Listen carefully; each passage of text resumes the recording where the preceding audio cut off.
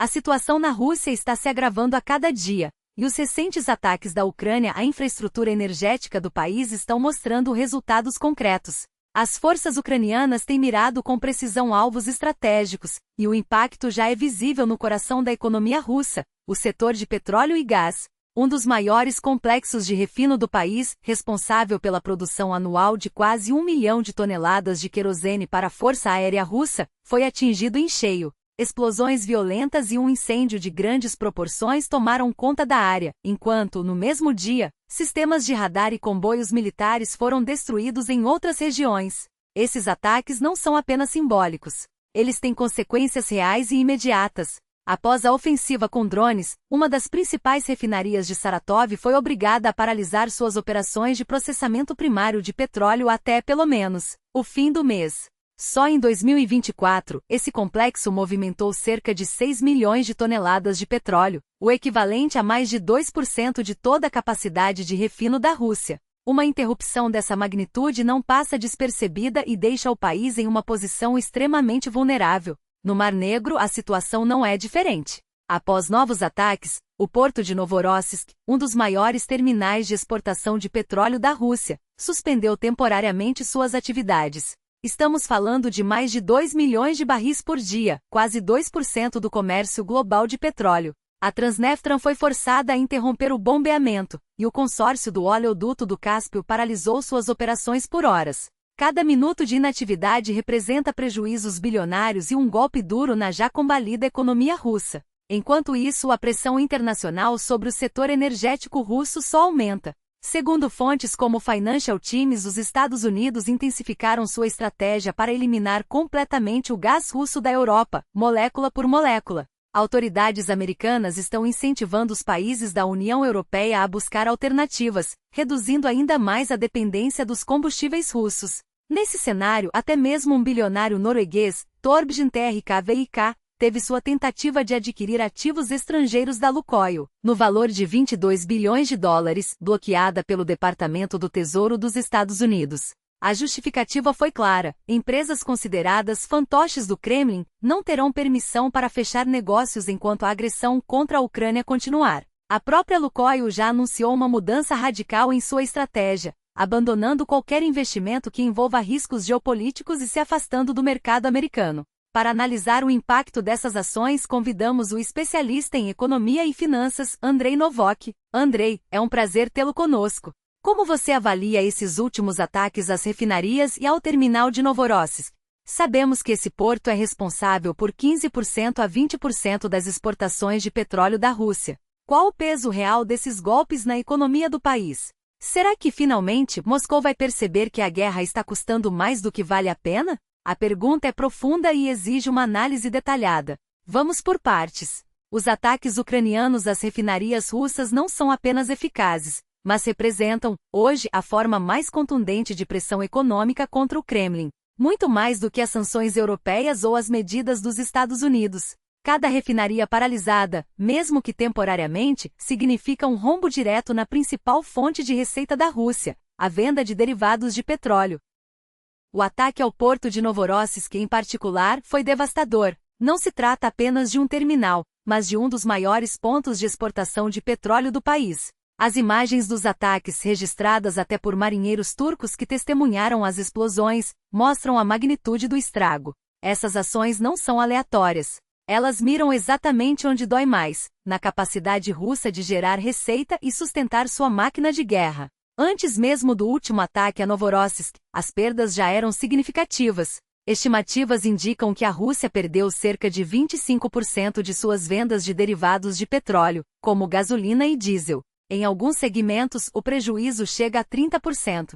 E com os ataques diários das forças ucranianas, esse número só tende a crescer. Cada dia de paralisação é mais um golpe na economia russa, que já enfrenta sérias dificuldades. Os dados oficiais russos dos 3 primeiros trimestres deste ano já revelam um quadro preocupante. O déficit do orçamento federal atingiu 6,3 trilhões de rublos, 5 vezes mais do que o planejado para todo o ano. E isso é apenas até setembro. Imagine o que os números finais de 2024 vão mostrar. A Rússia, que costumava maquiar suas estatísticas, agora não tem como esconder a realidade. A guerra está drenando seus recursos a um ritmo insustentável. A pergunta que fica é: até quando Moscou vai insistir nesse caminho? Os ataques ucranianos estão mostrando que a guerra não é apenas uma questão de território, mas de sobrevivência econômica. Cada refinaria destruída, cada porto paralisado, é um lembrete de que a Rússia não pode sustentar essa agressão indefinidamente. A conta já está chegando, e o preço é alto demais. E os números de 2025?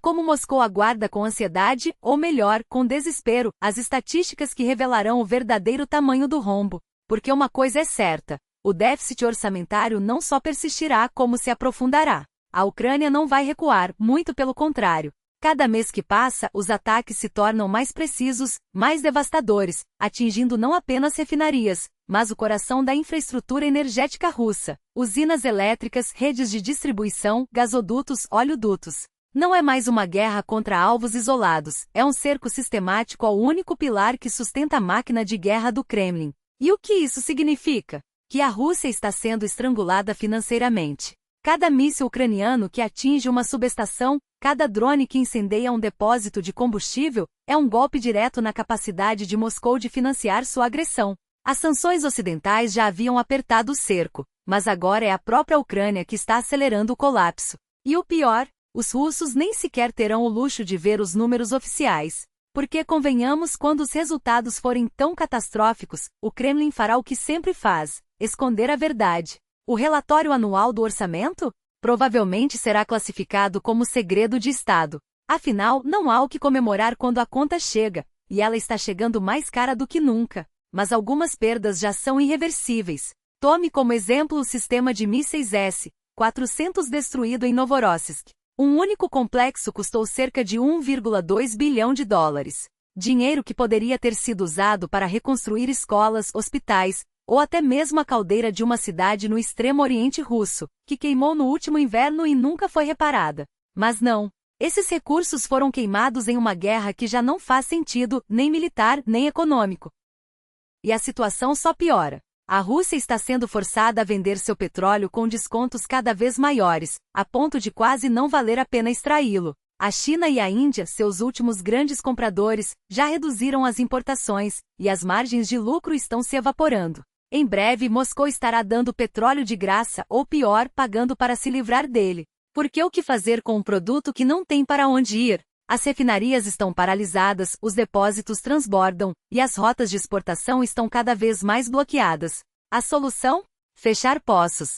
Mas fechar um poço não é como desligar uma torneira. É um processo caro, demorado e muitas vezes irreversível.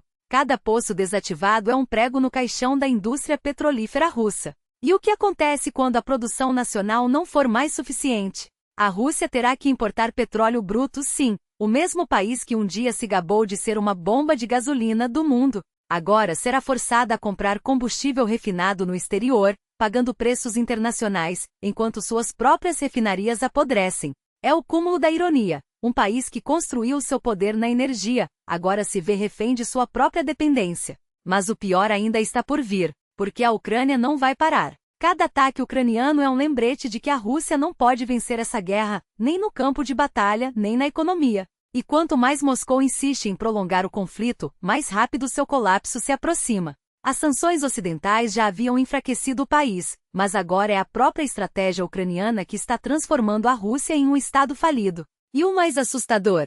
Não há volta. Cada bomba que cai, cada refinaria que explode, cada poço que é fechado, é um dano permanente. A Rússia não se recuperará dessa espiral de destruição. Porque, no fim das contas, não é apenas uma guerra por território, é uma guerra pela sobrevivência. E Moscou já perdeu.